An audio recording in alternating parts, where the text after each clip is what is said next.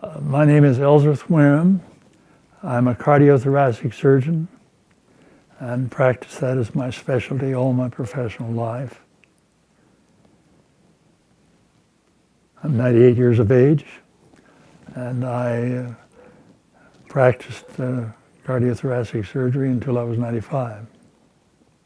I first tried to be active by working around my yard, doing my pruning of my bushes, and I mow my own lawn, and so I try to get a little exercise doing that.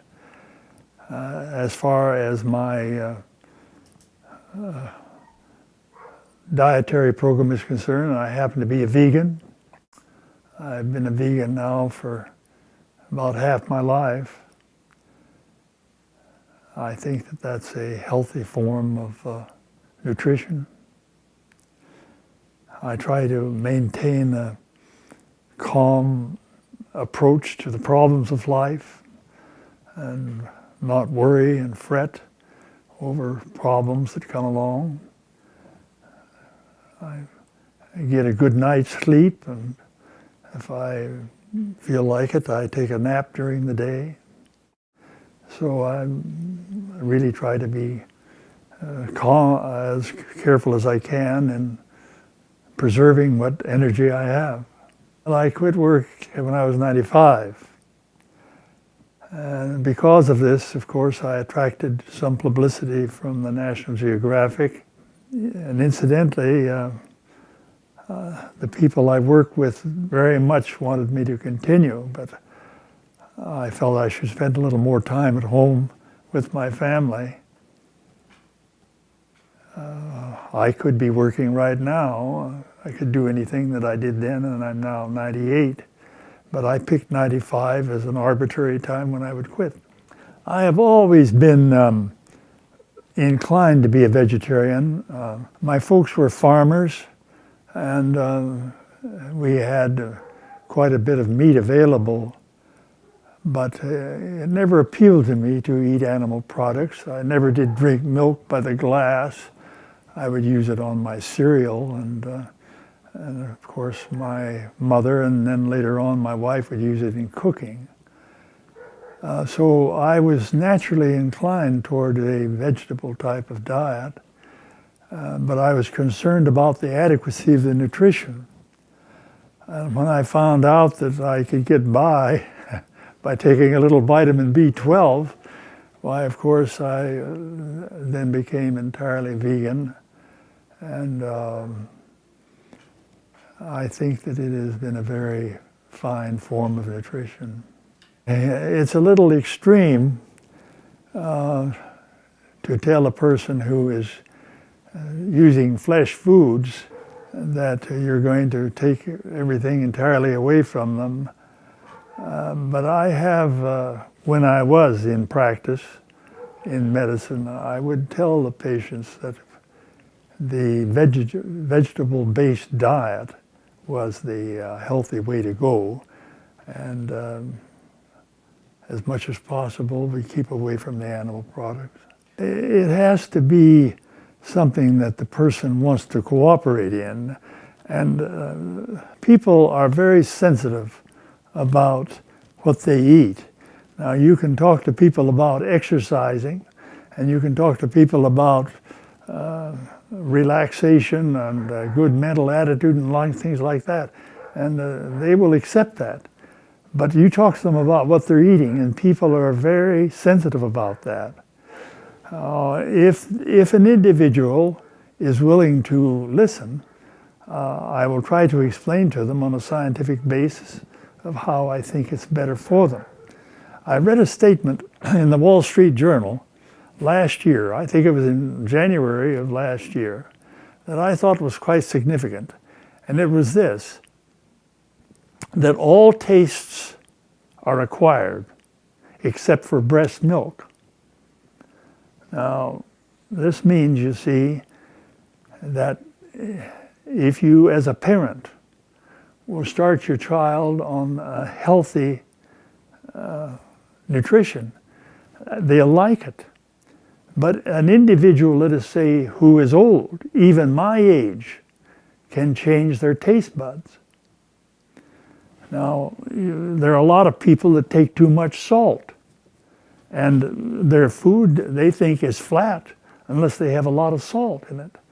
But if you will diminish the amount of salt gradually, after a while they won't know the difference. And in a matter of 3 months or so, you can do a great deal to change your taste habits if you are willing to do it. If a person is willing to go through the change and give himself time, he will enjoy foods that are healthy for him. As you know, cholesterol is the chief problem you have to be concerned about as far as developing coronary occlusion and coronary disease is concerned. If your cholesterol is under 140, very, very seldom that anybody has a heart attack with a cholesterol of 140. Now, the factors that influence your cholesterol are things that we should know about. And one of the factors is the amount of saturated fat. And most animal fat is saturated, whereas the vegetable fat is unsaturated or monosaturated.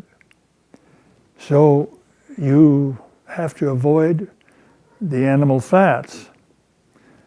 Now, there are those scientists, including Dr. Colin Campbell of Cornell University, that say that animal proteins will also affect your cholesterol, not just the fat. In other words, you pour off the cream off your milk and drink the skim milk. Even the casein of the milk will raise your cholesterol. And then people say also high intake of sugar will affect your cholesterol. So if you can keep your cholesterol under 140, your chances of developing coronary disease are very small. Exercise is beneficial in reducing your cholesterol. But if you're taking in a considerable amount of saturated fat, you can't exercise enough to lower it as much as it should be lowered. The easiest way to get your cholesterol down is to watch what you eat.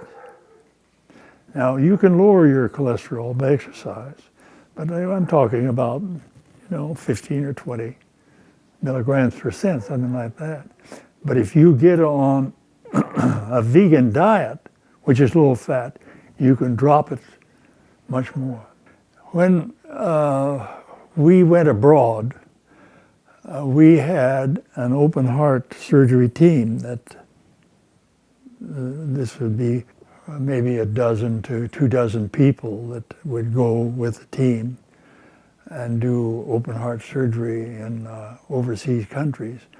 But this was back 50 years ago,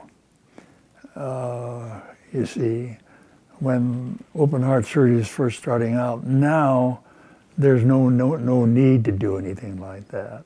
Now, most of the surgery we did when we went abroad, it was for congenital heart disease, that is defects of the heart with which a person is born, holes in the heart, malformations of the valves and so forth. And the other was valvular heart disease due to rheumatic fever. We didn't do very many coronary cases when we went overseas. Coronary disease is a disease of the more developed countries. That's being a little bit discriminatory, I presume, but America, undoubtedly, in my opinion, has been the leader in the development of coronary disease. I mean, in development of treatment of heart disease. And I think has also led out in the research of the cause of the disease. We have a lot of information in this country which is not being applied, which would greatly reduce the incidence we have of coronary disease. I don't know whether you've been following the news, but Mayor Bloomberg of New York has, made certain laws establishing the size of the soft drinks which you can buy and so forth and so on. And he has other areas in which he is also enforcing by law healthful habits. Many people question whether you should have your individual freedom limited by laws, but there's no question about it that there are certain things that we could implement in this country that would greatly reduce heart disease. The Cleveland Clinic is the world's great center for coronary artery disease. Coronary angiography, the study of the coronary arteries, was developed at the Cleveland Clinic. And you can't diagnose where the stoppage is in your coronary arteries without coronary angiography.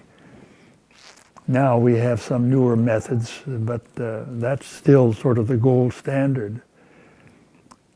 And Dr. Esselstyn of the Cleveland Clinic, he says that coronary artery disease does not need to exist.